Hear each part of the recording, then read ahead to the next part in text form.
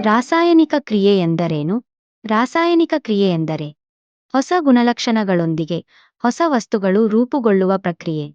ಅವು ಮೂಲ ವಸ್ತುಗಳಿಂದ ಸಂಪೂರ್ಣವಾಗಿ ವಿಭಿನ್ನವಾಗಿರುತ್ತವೆ. ಇದು ರಸಾಯನಶಾಸ್ತ್ರದ ಪ್ರಾರಂಭ ಬಿಂದು. ರಾಸಾಯನಿಕ ಬದಲಾವಣೆಯಲ್ಲಿ ರಾಸಾಯನಿಕ ಸಂಯುಕ್ತಗಳು ಪರಸ್ಪರ ಕ್ರಿಯೆಗೊಳ್ಳುತ್ತವೆ. ಈ ಪ್ರಕ್ರಿಯೆಯಲ್ಲಿ ಹೊಸ ಪದಾರ್ಥಗಳು, ಉತ್ಪನ್ನಗಳು ರೂಪುಗೊಳ್ಳುತ್ತವೆ. ಇಲ್ಲಿ ಎಡಬದಿಯಲ್ಲಿರುವ ಮತ್ತು ಬಲಬದಿಯಲ್ಲಿರುವ ವಸ್ತುಗಳು ಯಾವುವು? ಎಡಭಾಗ, ಇಲ್ಲಿ ಕ್ರಿಯೆಗೆ ಒಳಪಡುವ ವಸ್ತುಗಳು ಇರುತ್ತವೆ. ಇದನ್ನು ಪ್ರತಿವರ್ತಕಗಳು ಎಂದು ಕರೆಯಲಾಗುತ್ತದೆ. ಬಲಭಾಗ, ಇಲ್ಲಿ ಕ್ರಿಯೆಯ ನಂತರ ರೂಪುಗೊಳ್ಳುವ ಹೊಸ ವಸ್ತುಗಳು ಇರುತ್ತವೆ. ಇದನ್ನು ಉತ್ಪನ್ನಗಳು ಎಂದು ಕರೆಯಲಾಗುತ್ತದೆ. ಉದಾಹರಣೆ 1.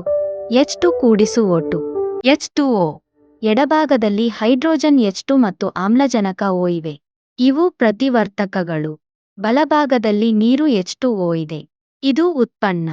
ಇದನ್ನು ಸರಿಹೊಂದಿಸಿದಾಗ H2 ಮತ್ತು O2 ಕಡೆಯಿಂದ H2Oಗೆ ಬಂದು ಸೇರಬೇಕು. ಇದು ರಾಸಾಯನಿಕ ಕ್ರಿಯೆ. ಉದಾಹರಣೆ 2. Na ಕೂಡಿಸು Cl2. NaCl. ಎಡಭಾಗದಲ್ಲಿ ಸೋಡಿಯಂ Na ಮತ್ತು ಕ್ಲೋರಿನ್ Cl2 ಇವೆ. ಇವು ಪ್ರತಿವರ್ತಕಗಳು. ಬಲಭಾಗದಲ್ಲಿ ಸೋಡಿಯಂ ಕ್ಲೋರೈಡ್ NaCl ಇದೆ. ಇದು ಉತ್ಪನ್ನ. ಇದನ್ನು ಸರಿಹೊಂದಿಸಿದಾಗ Na ಮತ್ತು Cl2 ಸೇರಿ NaCl ರೂಪುಗೊಳ್ಳುತ್ತದೆ. ಉದಾಹರಣೆ 3. Fe ಕೂಡಿಸು H2SO4. FeSO4 ಕೂಡಿಸು H2. ಎಡಭಾಗದಲ್ಲಿ ಕಬ್ಬಿಣ Fe ಮತ್ತು ಸಲ್ಫ್ಯೂರಿಕ್ ಆಮ್ಲ H2SO4 ಇವೆ. ಇವು ಪ್ರತಿವರ್ತಕಗಳು. ಬಲಭಾಗದಲ್ಲಿ ಕಬ್ಬಿಣದ ಸಲ್ಫೇಟ್ FeSO4 ಮತ್ತು ಹೈಡ್ರೋಜನ್ H2 ಇವೆ. ಇವು ಉತ್ಪನ್ನಗಳು.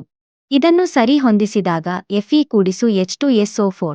FeSO4 ಕೂಡಿಸು H2.